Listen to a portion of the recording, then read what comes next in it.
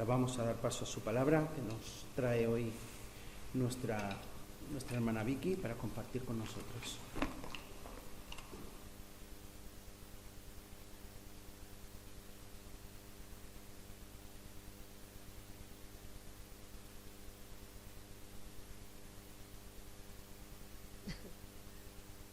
¿Ya está? Vale. Buenos días de nuevo, por si no me habéis oído. En primer lugar, daros saludos, muchos cariños de Lidia. Esta mañana a las 8:30 me llamó, que ha llegado muy bien a Alemania, que os da las gracias por estar orando por ella y que siente mucho no haber podido visitar a todos, pero tenía una agenda un poquito repleta, ya sabéis cómo es Lidia, que va de un lado a otro, y tenía tantísima gente para visitar y en tantos lugares que ha llegado cansada, muy cansada, me decía esta mañana, pero bien, y dale todos mis cariños, todo mi amor, ellos saben que les amo de parte mía. Y bueno, también daros saludos de Ruth, de Esteban también por supuesto, pero estuve hablando ayer con Ruth y me transmitió que os dieras muchos saludos. Su padre está mejorcito, pero bueno, a base de pruebas, no sabe cuándo va a poder venir. Pero bueno, si habéis hablado con ella, sabéis algunos algo, y si no, pues ella me manda que os transmita muchos saludos. Y bueno, y ahora vamos a ver lo que el Señor nos dice. Cuando estábamos con la alabanza, yo decía, Señor, sí, ahora parece que ya estamos ahí en tu gloria. Esto es una primicia solamente de cuando estemos todo el tiempo alabando al Señor, porque yo creo que nos pasa a todos cuando acabamos de cantar, de alabar, es que parece que estamos ahí en una nube, ¿no? Y qué bendición es poder venir a su casa a alabar al Señor y vernos todos y alentarnos los unos a los otros. Y en esta mañana voy a hablar un poquito de la iglesia, la visión de Dios para la iglesia. Y cómo no, Él es el que conoce su iglesia, Él es el que la dirige, es el que da las pautas a seguir y vamos a obedecerle y a tener nosotros también la visión de la iglesia que el Señor quiere que haya aquí en este lugar. Vamos a tener una lectura en Hechos 2, del 42 al 47. Y luego vamos a ir resumiendo cada versículo en lo que el Señor quiere en esta mañana para nosotros. ¿Lo tenemos? Aquí hay un título arriba que dice la vida de los primeros cristianos. Y bueno, luego vamos a ver que no eran los primeros cristianos, simplemente el Espíritu Santo estaba en medio de los cristianos, se constituyó la iglesia. Dice el versículo 42, dice, y perseveraban en la doctrina de los apóstoles, en la comunión unos con otros, en el partimiento del pan y en las oraciones. Y sobrevino temor a toda persona, y muchas maravillas y señales eran hechas por los apóstoles. Todos los que habían creído estaban juntos y tenían en común todas las cosas, y vendían sus propiedades y sus bienes, y los repartían a todos según la necesidad de cada uno. Y perseveraban unánimes cada uno en el templo, y partiendo el pan en las casas comían juntos con alegría y sencillez de corazón, alabando a Dios y teniendo favor todo el pueblo. Y el Señor añadía cada día a la iglesia los que habían de ser salvos. Vamos a tener una oración, hermano. Padre, gracias, Señor. Gracias por este privilegio que tú me das de poder compartir tu palabra, Señor. Gracias por cada uno de mis hermanos, Señor, que aquí están, Padre. Señor, abre nuestros corazones, abre nuestro entendimiento, Señor. Espíritu Santo, sé tú hablando a través de mi boca, Señor, porque no queremos palabras de hombre alguno, Señor. Mis palabras son torpes, Señor, pero si tú hablas, Señor, van a tener el poder y la autoridad, Señor, que solamente tú tienes, Dios mío. Ten misericordia de cada uno de nosotros, Señor, y predispón nuestros corazones para recibirla con gozo, Señor, y para que cumpla el propósito, Señor, que tú tienes para cada uno de nosotros, Padre. Hoy es día de salvación, Señor, como antes también ha dicho mi hermana, Padre Santo, y queremos, Señor, anhelamos, Señor, que tú añadas cada día a tu iglesia a los que tengan que ser salvos, Padre. en el nombre de Cristo Jesús. Amén. La visión de Dios para su iglesia tiene el título. Dice el versículo 42, y perseveraban en la doctrina de los apóstoles, en la comunión unos con otros, en el partimiento del pan y en las oraciones. Ese es el primer versículo que hemos leído, ¿verdad? Dice, la iglesia está en el centro del propósito de Dios. Ese propósito no consiste en salvar a individuos y perpetuarlos en la soledad, sino más bien en llamar a un pueblo para sí y construir su iglesia. La razón por la que estamos comprometidos con la iglesia es que Él lo está. Además, todos estamos interesados en la renovación de ella. En muchos lugares del mundo la iglesia se extiende velozmente, pero con frecuencia este crecimiento se produce sin profundidad. Se ve mucha superficialidad por todos lados. Necesitamos recuperar, hermanos, la visión bíblica de una iglesia renovada. ¿Quién no quiere una iglesia renovada? Una iglesia que crezca, pero una iglesia que sea firme, como decíamos la otra vez, en los cimientos de Jesucristo. ¿Cuál es la visión que Dios tiene para su iglesia? Lucas, en este capítulo que hemos leído, nos lo dice. Después de describir lo que ocurrió el día de Pentecostés y de presentar una explicación de lo sucedido por medio del sermón cristocéntrico que dio Pedro, Lucas pasa a señalar el efecto de Pentecostés, dándonos una bella figura de la iglesia en Jerusalén, llena del Espíritu. Por supuesto, este no fue el día que nació la iglesia.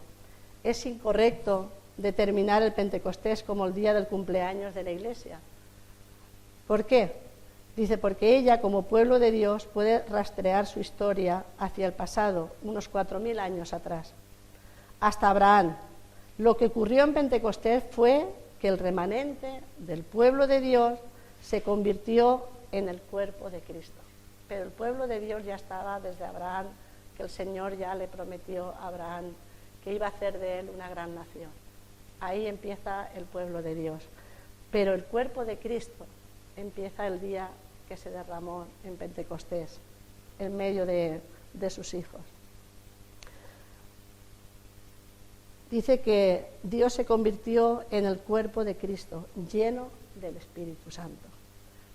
Y nos selló a cada uno de nosotros hace 2000 años, selló a cada uno de sus hijos, y hoy somos privilegiados porque el Señor, a través de la conversión que Él ha venido a nuestro encuentro, porque dice que nosotros si le amamos a Él es porque Él nos amó primero, Él vino a nuestro encuentro y nos selló con su Espíritu Santo.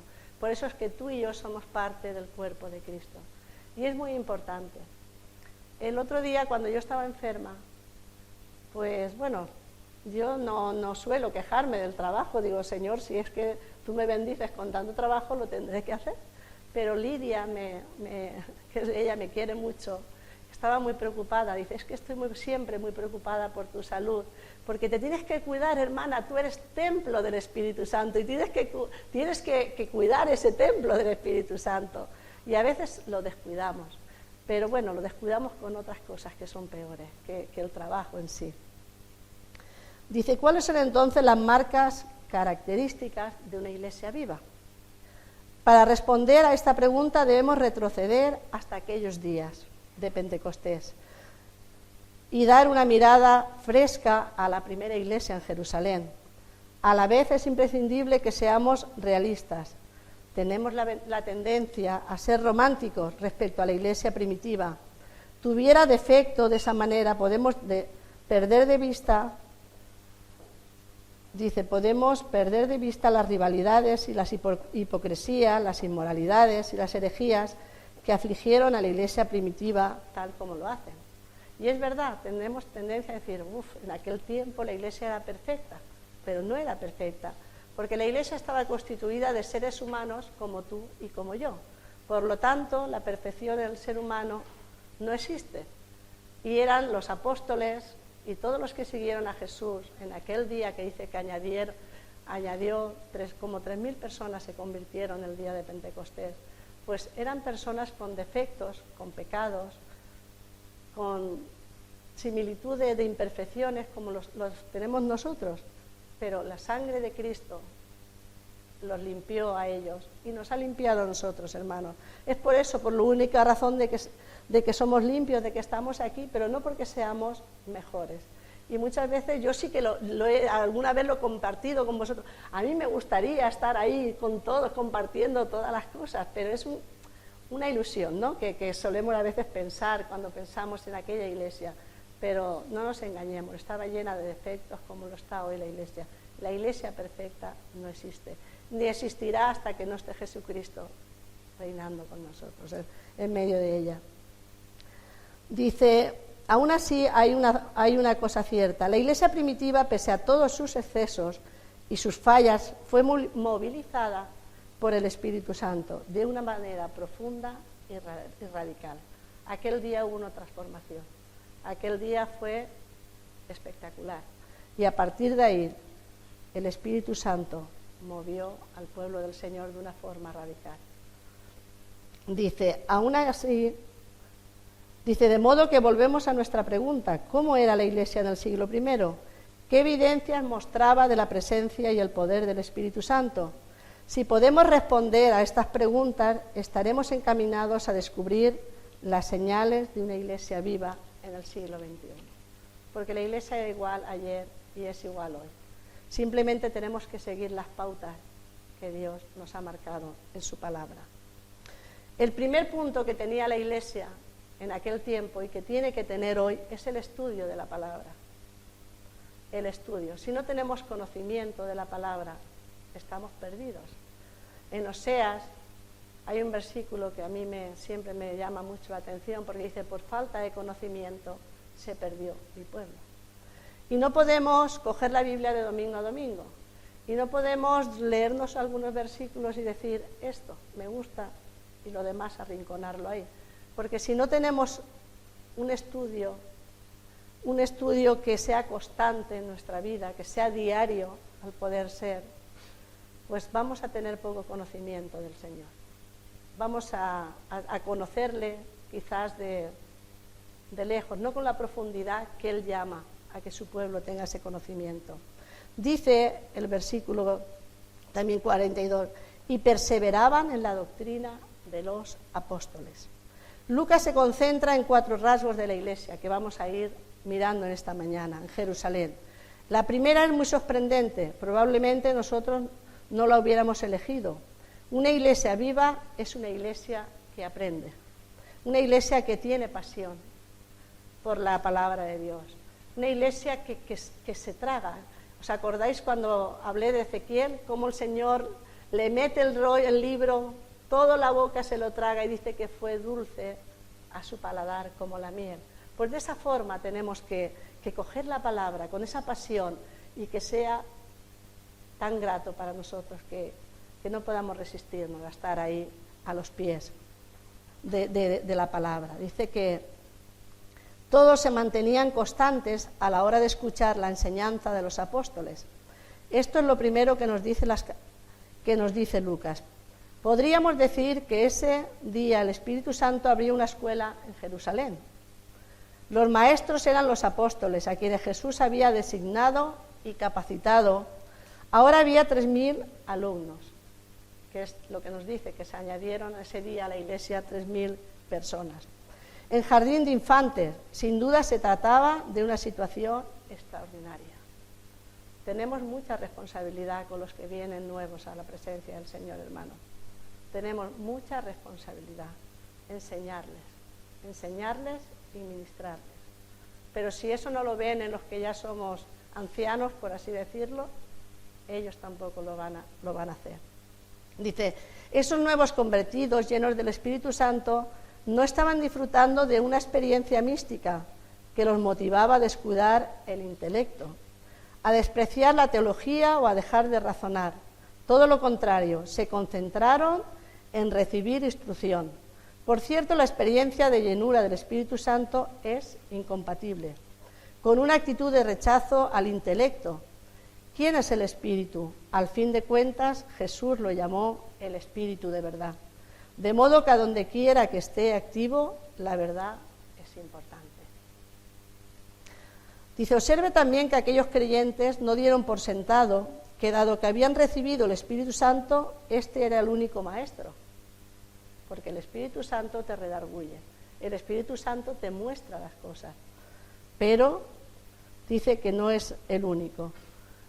Dice que podían prescindir de los maestros humanos, no lo hicieron los apóstoles. Por el contrario, se sentaron a los pies de los apóstoles.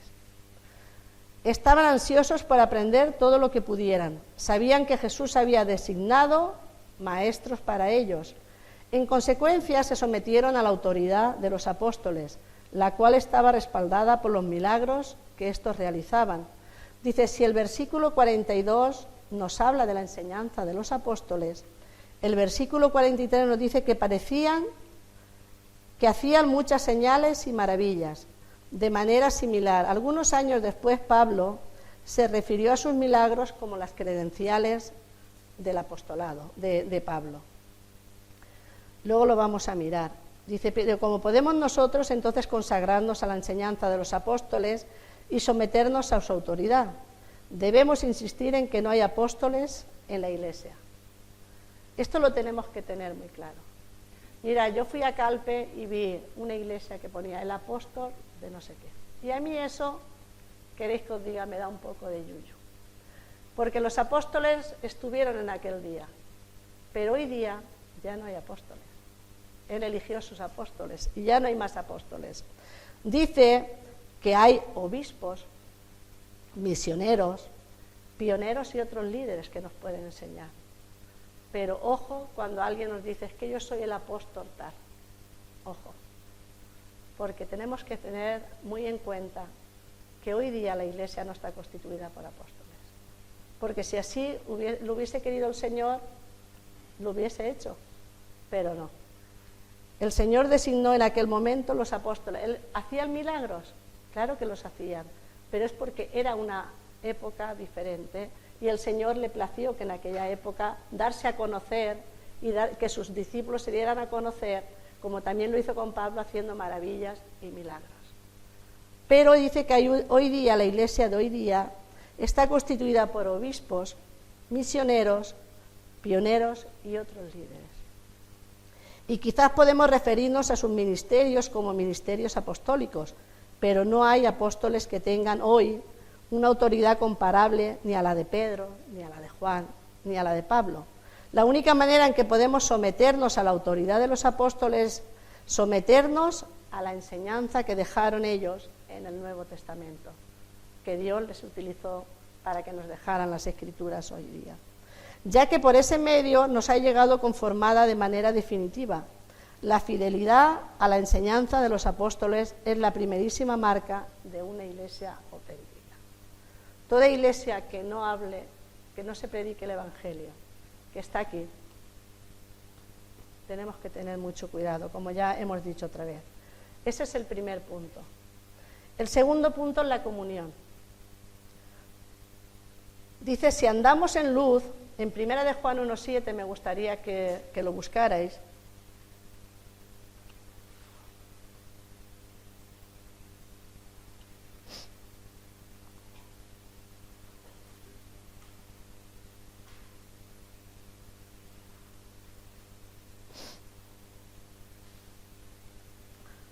¿Lo tenemos, hermanos? Dice, si andamos en luz, como Él está en luz, tenemos comunión unos con otros. ¿Lo puedes leer, Eduardo, para completarlo? Pero si andamos en luz, como Él está en luz, tenemos comunión unos con otros. La sangre de Jesucristo, su Hijo, nos limpia de todo pecado. Muy bien. Si todos somos hijos de Dios, todos estamos limpios por la sangre de Cristo, todos. Y todos tenemos la luz que Él nos da. Por lo tanto, tenemos que tener comunión los unos con los otros. El primer punto, el estudio. El segundo punto, la comunión. Como iglesia del Señor, tenemos que tener comunión los unos con los otros. Y tenemos que tener un mismo referente que es Cristo. Y tenemos que tener esa visión. Dice, si la primera marca de una iglesia viva es el estudio, la segunda es la comunión. de la cual nos ocuparemos tanto en esta reflexión como la de...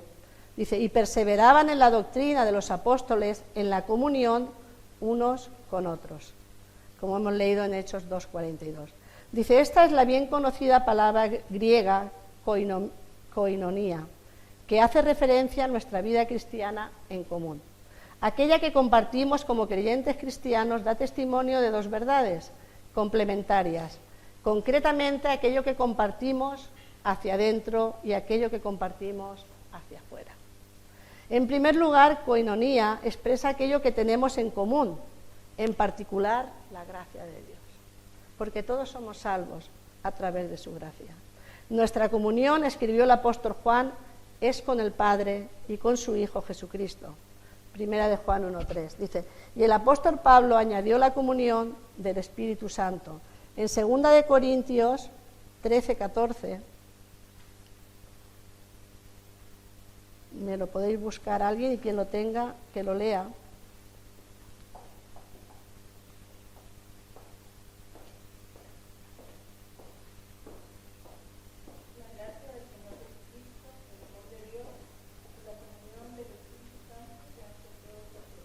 ¿Tenían comunión el Padre, el Hijo y el Espíritu Santo? Pues de esa misma manera nos llaman a tener comunión los unos con los otros. El Padre, el Hijo y el Espíritu Santo están en comunión constante. Ya nos ha hablado a veces Esteban de que son tres personas distintas y un solo Dios verdadero, pero ellos estaban y están en comunión los tres. Por lo tanto, nos llama también a nosotros a tener esa comunión íntima, los unos con los otros. Dice, de modo que la comunión auténtica, dice, es una comunión trinitaria, nuestra común participación en el Padre, el Hijo y el Espíritu Santo. Hay muchos factores que nos separan: la etnia, la nacionalidad, la cultura, el género, la edad, pero estamos unidos en que tenemos el mismo Padre Celestial, el mismo Salvador y Señor y el mismo Espíritu, que vive en nosotros, lo que nos hace uno en nuestra común participación en Dios y en su gracia. Esto, hermanos, es una realidad que tenemos que tener. Podemos venir de distintos países, podemos tener diferentes edades. Yo tengo mucha diferencia con Aarón, pero cuando nos reunimos, nos gozamos los dos alabando al Señor. Tenemos esa comunión y esa complicidad, porque tenemos un solo Señor y un solo Salvador. Y Él está unido a mí y yo estoy unida a Él. De hecho, cuando me abraza, yo digo, este muchacho se nota que me ama, y yo a Él también. Entonces no importa la diferencia, no importa la edad, no importa la nacionalidad. Cristo ha hecho una sola iglesia y va a traer de cualquier lugar de la tierra. Pues tenemos que recibirles y tener comunión los unos con los otros, porque nos une la gracia, el Espíritu Santo, el Salvador y el Padre Creador. En segundo lugar, dice, koinonía expresa lo que compartimos hacia afuera. Koinonía es la palabra que usó Pablo para referirse a la ofrenda que estaban reuniendo entre las iglesias griegas para beneficio de las iglesias en Judea, afectadas por la pobreza. El adjetivo koinonikos significa ser generoso. Sobre este aspecto del término es que se concentra Lucas.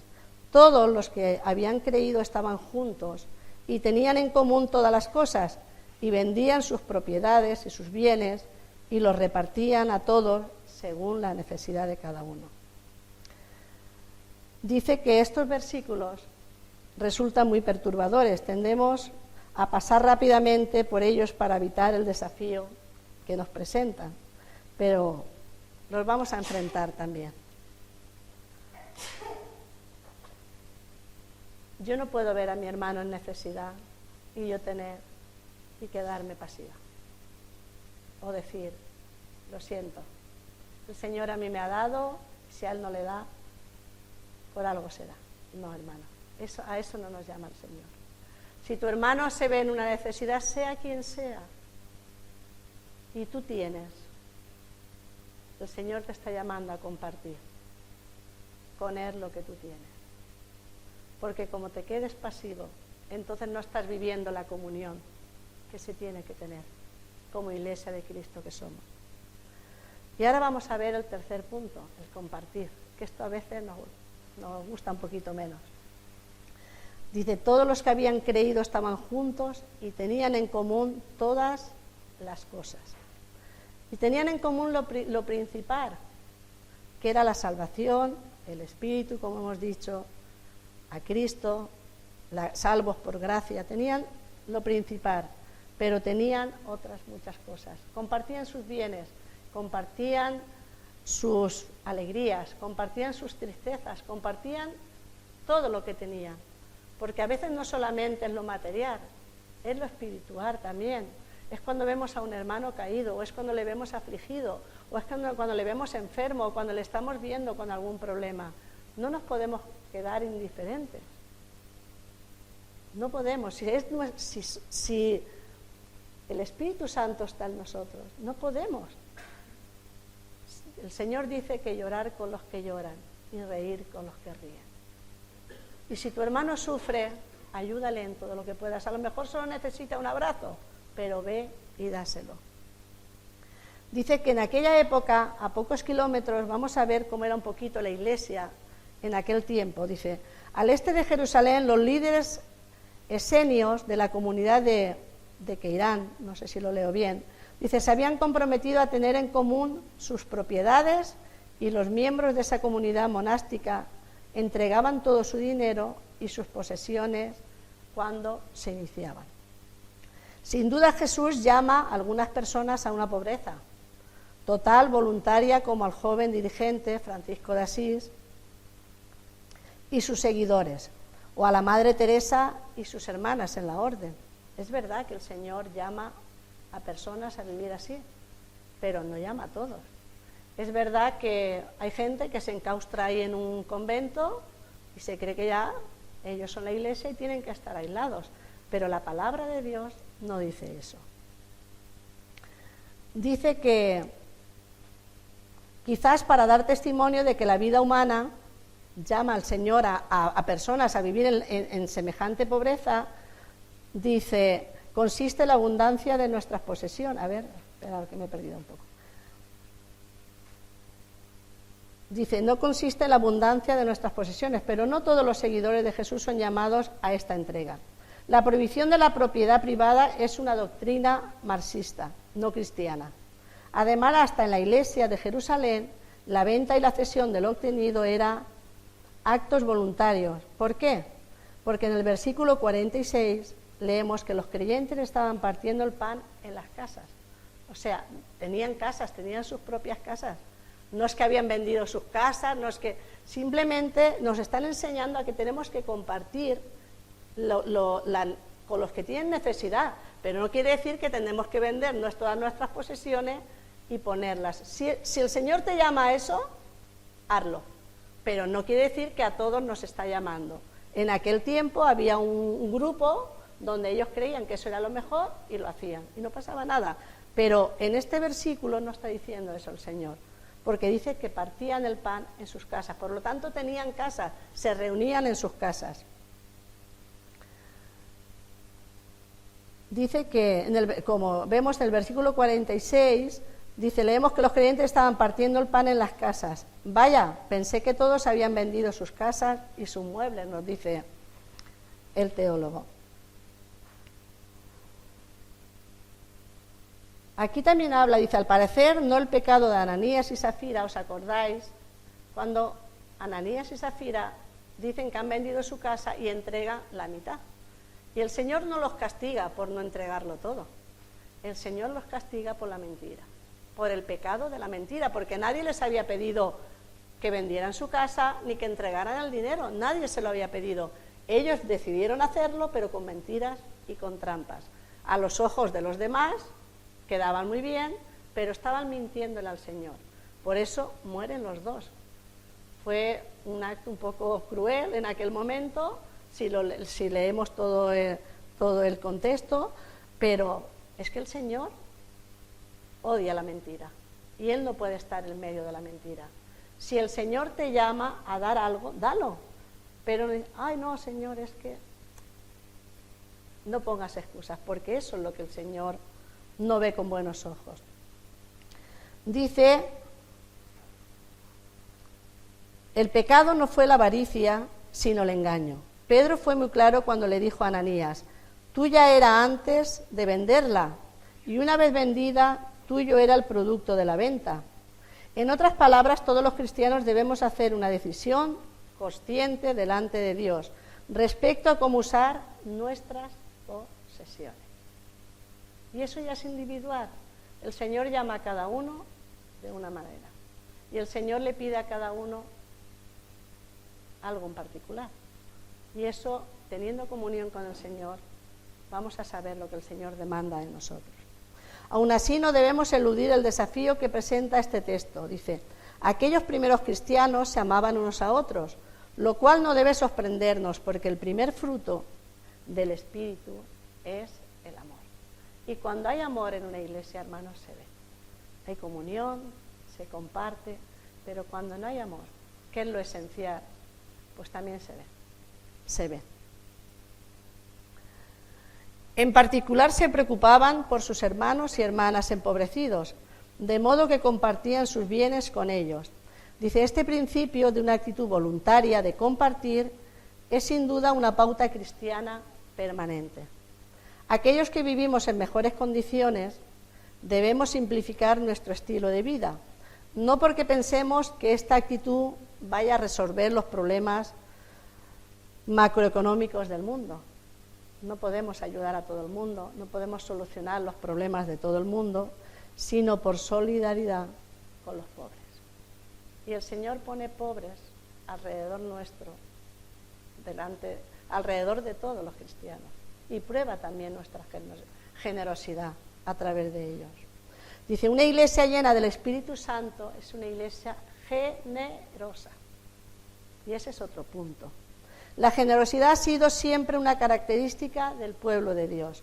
Nuestro Dios es un Dios generoso. ¿O no es Dios generoso con nosotros?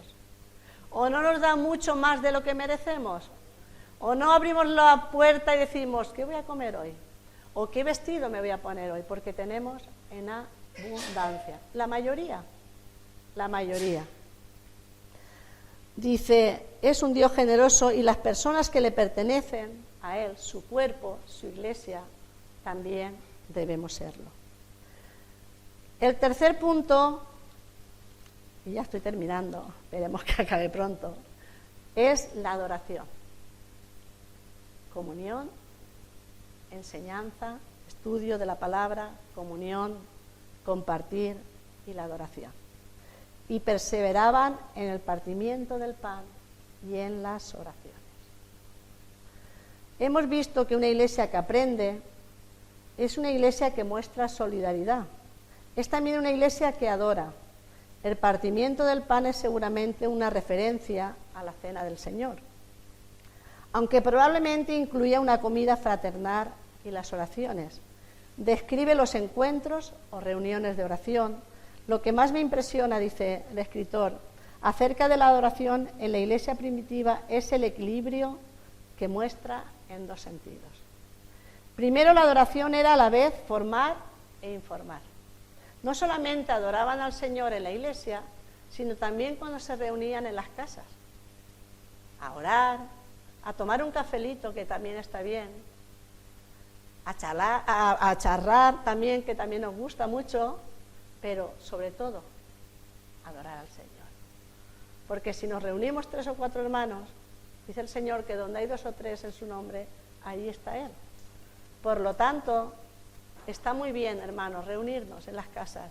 Está muy bien las comidas fraternales, porque eso nos ayuda a conocernos, nos ayuda a tener comunión los unos con los otros, nos ayuda a tener más confianza.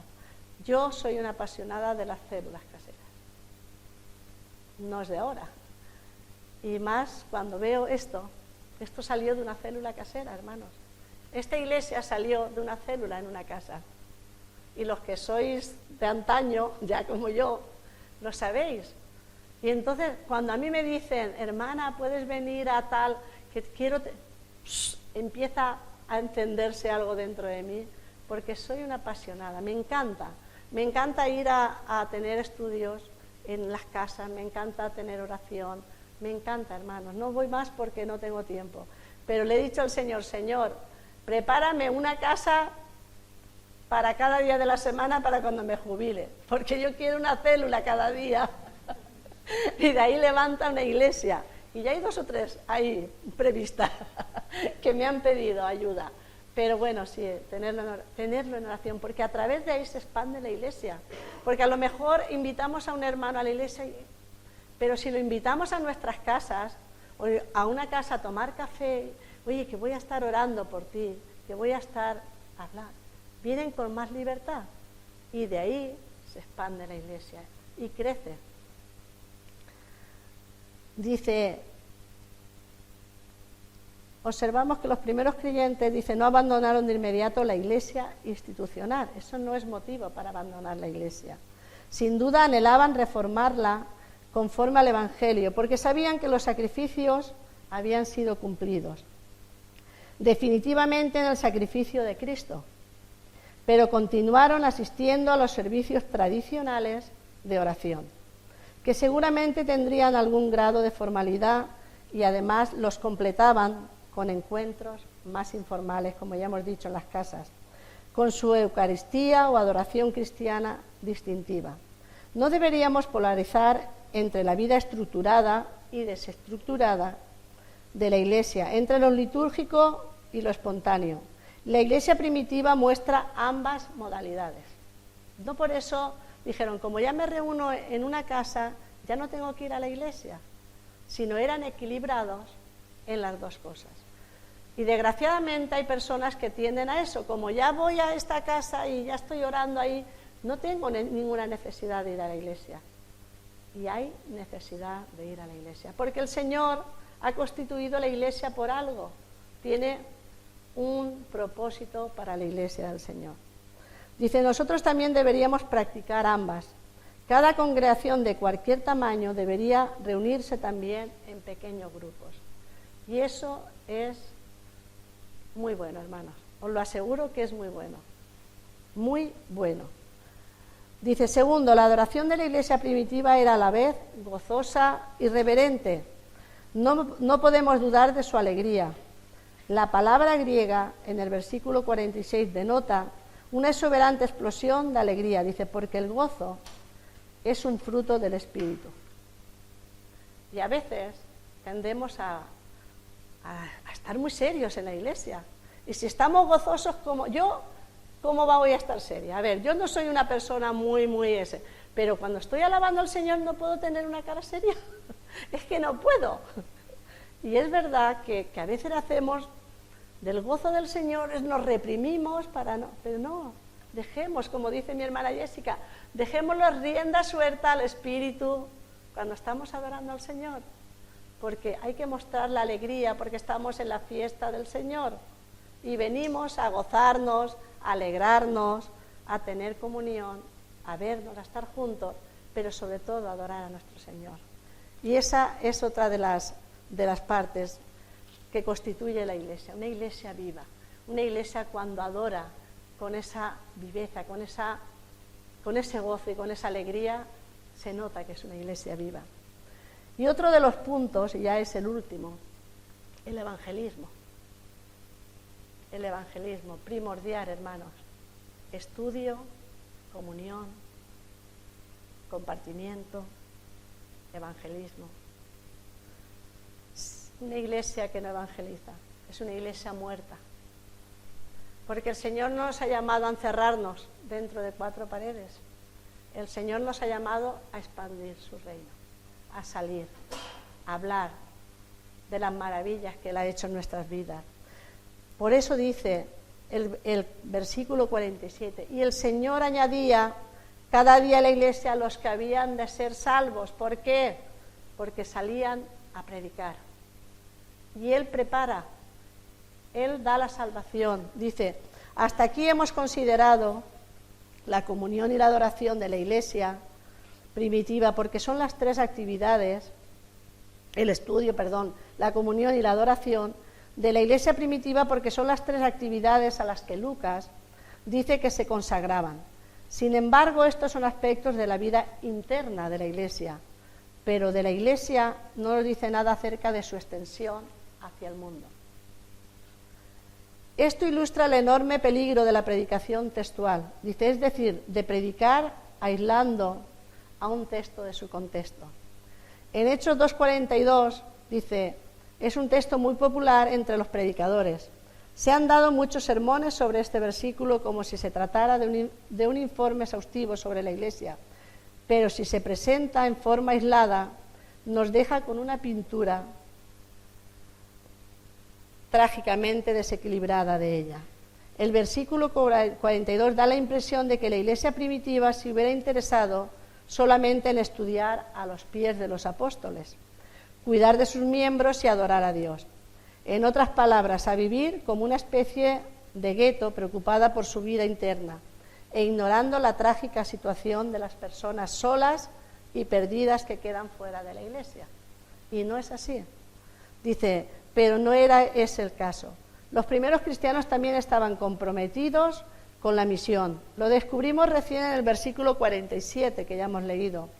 Dice, este texto corrige el desequilibrio del versículo 42 porque hace hincapié.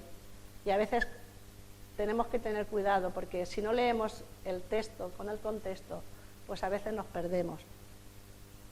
Y dice que, en primer lugar, dice, porque no nos enseña 3 lecciones sobre el Evangelio, el evangelismo en la iglesia primitiva. En primer lugar, el Señor Jesús era quien hacía el evangelismo. El Señor añadía cada día a la iglesia. Sin duda lo hacía mediante la prédica de los apóstoles. Los apóstoles predicaban y el Señor tocaba los corazones y preparaba la tierra, como ya he dicho antes. En el testimonio cotidiano de los miembros de la iglesia y en el amor que practicaban. En eso os conocerán, porque veré que os amáis. Y si no salimos a evangelizar, nos morimos, hermanos. Nos morimos. Porque podemos estar aquí 2 o 3 generaciones, pero cuando nos vayamos a la presencia del Señor, ¿qué va a ser? Tenemos que tener la visión, tenemos que orar, tenemos que tener ese fervor, porque la iglesia sea renovada, porque la iglesia añada al Señor cada día a los que tienen que ser salvos, porque necesitamos, y es un mandato del Señor. Dice, el amor que practicaban, pero era Jesús quien lo hacía. Solo Él puede abrir los ojos de los ciegos, destapar los oídos de los sordos, dar vida a los muertos y de esa manera añadir gente a la iglesia. Ese tiene que ser nuestra pasión. Señor, prepara la tierra, abre los ojos de aquellos que están ciegos, que no te quieren ver, abre los oídos de aquellos que quizás no quieran oírnos, porque dice, qué pesados otra vez esta gente aquí. Abre los oídos de esas personas, pon pasión en ellos para que oigan de tu palabra y tú puedas añadir cada día a los que tienen que ser salvos. Dice, en segundo lugar, Jesús hacía 2 cosas a la vez. El Señor añadía cada día a los que habían de ser salvos. Dice, no añadía a nadie a la iglesia sin salvarla, ni la salvaba sin añadirla a la iglesia. O sea, a la iglesia puede venir gente que nos salva, pero dice que cuando el Señor añade a la iglesia los que tienen que ser salvos es porque Él ya los ha salvado y los trae a la iglesia. Y dice que, en tercer lugar, la salvación y la incorporación a la iglesia siguen estando juntas hoy. Si el Señor te llama, vas a necesitar una iglesia. Podemos a veces decir, aquí no estoy muy bien, pues por lo que sea, pero busca. Y si estás en una iglesia donde no estás bien, o tienes algo con alguien, no dejes de ir a la iglesia, hermano o hermana. Arregla los problemas que tengas con esas personas. Arréglalos. Pide perdón si tienes que pedir, o perdónalos si los tienes que perdonar. Pero no dejes nunca de congregarte, porque eso es un error. muy grande. En tercer lugar, llevaba a cabo estas dos acciones a diario. Aquellos primeros cristianos, dice, no consideraban el evangelismo como una actividad ocasional. Día tras día se agregaban personas a la iglesia. Esto, dice, es una expectativa que deberíamos recuperar. Hay iglesias, hermanos, que pasan años y no entra una persona nueva. Donde no hay bautismos en un montón de años. ¿Creéis que esa iglesia está viva? Yo creo que no. Se han conformado con ser ellos salvos y ya está. No quiero que nos pase a nosotros. No quiero. Somos una iglesia muy joven, con poquitas personas, pero tiene que ser una iglesia renovada por el Espíritu Santo. Que ponga pasión en cada uno de nosotros por los perdidos, para que salgamos a conquistar la tierra prometida que el Señor nos ha dado. Porque el Señor le dio la tierra a Josué, pero a nosotros nos ha dado una tierra también. Nos ha dado unos pueblos donde nos ha puesto y nos ha dicho, salir a evangelizar, salir a llevar mi palabra, salir y testificar con el amor, con vuestro testimonio, porque no podemos salir a evangelizar de cualquier manera. Eso lo tenemos que tener muy claro. Si yo no estoy viviendo y mi vida no está ordenada delante del Señor como Él quiere, yo no puedo salir a conquistar a nadie. No puedo, porque el Señor no habitará en medio mío, porque vivo en pecado, hermano. Arrepiéntete y pon tu vida en orden, y entonces sal y verás el poder que el Señor derrama en ti. Comían juntos, y ya vamos a terminar, con alegría y sencillez de corazón, alabando a Dios y teniendo favor con todo el pueblo. No teniendo favor con ellos solos, sino con todo el pueblo que había fuera. Espero que ninguno de los que hay aquí pertenezca a la especie de que no necesita iglesia, porque yo conozco, por desgracia, varias personas, y las conozco hace lo menos 30 años, y no se acoplan a ninguna iglesia. Han recorrido todas las iglesias de la comunidad, hermanos. Dice grotescamente anómala a la de cristianos sin iglesia, porque el Nuevo Testamento desconoce por completo semejante monstruosidad. Y ellos te dicen, yo no necesito ir a ninguna iglesia, no necesito ser miembro de ninguna iglesia. Yo alabo al Señor en mi casa, me reúno en mi casa, invito a gente en mi casa, y yo no necesito ninguna iglesia. ¿Sabéis por qué? Pues ahí hay mucho orgullo. Ahí hay mucha soberbia, hay falta de sumisión, porque no se quieren someter a la autoridad de nadie. Y eso es un error, porque aquí Lucas nos lo describe muy bien. Comían juntos con alegría y sencillez de corazón, alabando a Dios y teniendo favor con todo el pueblo. Hemos visto que el Señor constituyó la iglesia. Entonces, ¿cómo podemos pensar que aislado de la iglesia voy a estar feliz? Estoy desobedeciendo a Dios. Y desgraciadamente conozco a varias familias que han visitado todas las iglesias, unas veces en Bardusó, otras veces en Villarreal, otras veces en Castellón, otras veces en Valencia, otras veces... y no se acoplan a ninguna iglesia. Dice que, por el contrario, no solo estamos comprometidos con Cristo, sino con el cuerpo de Cristo. Y el cuerpo de Cristo no está aislado por trozos. El cuerpo de Cristo tiene que ser donde el Señor nos ha puesto. Si el Señor te ha puesto en un lugar a servir, ves allí, pero sirve y ten comunión con tus hermanos. Dice, más aún, no somos nada sin el otro. De hecho, Cristo murió por nosotros no solo para redimirnos del pecado, sino para purificar para sí un pueblo entusiasta por las buenas obras. ¿Creéis que si Dios no hubiera visto la necesidad de iglesia lo hubiese constituido?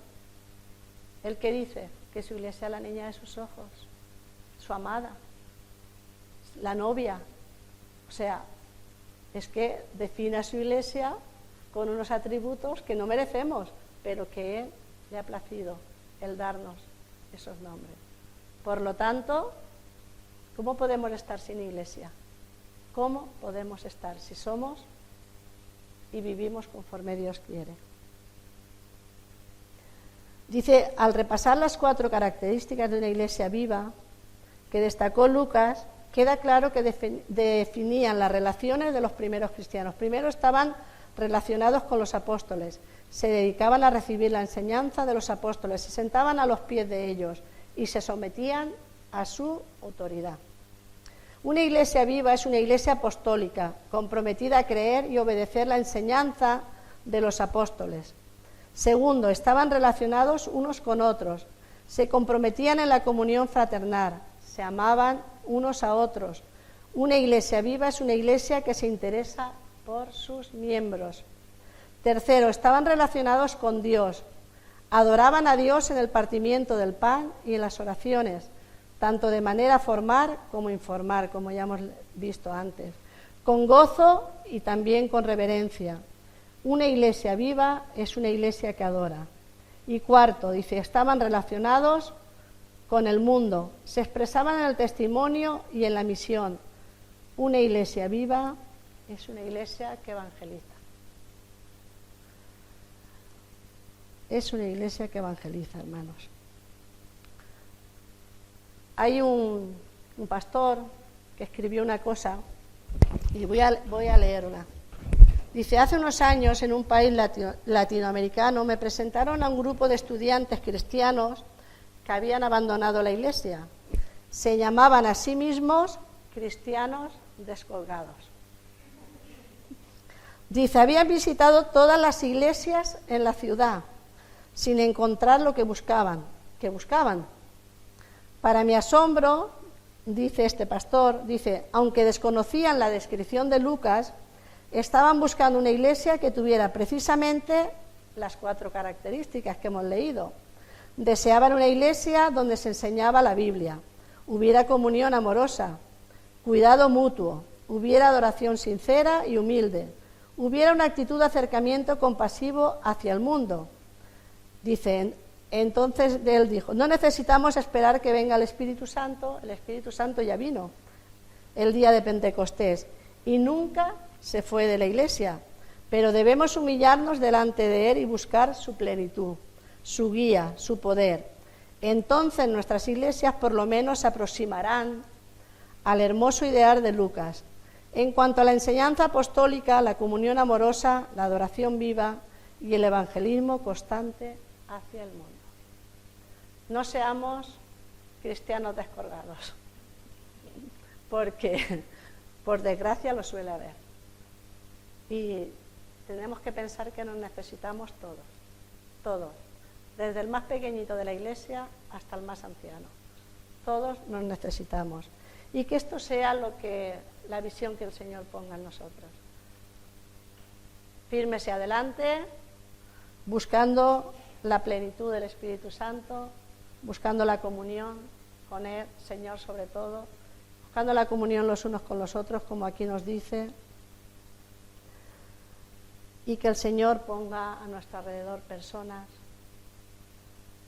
que Él prepare ya la tierra, donde le podamos hablar, para que esta iglesia, yo no pongo fechas, pero si en 10 años está así como está, pues dentro de 10 años más puede estar multiplicada, pero siempre y cuando nosotros vivamos como el Señor quiere a través de su palabra, ¿vale? Que el Señor os bendiga.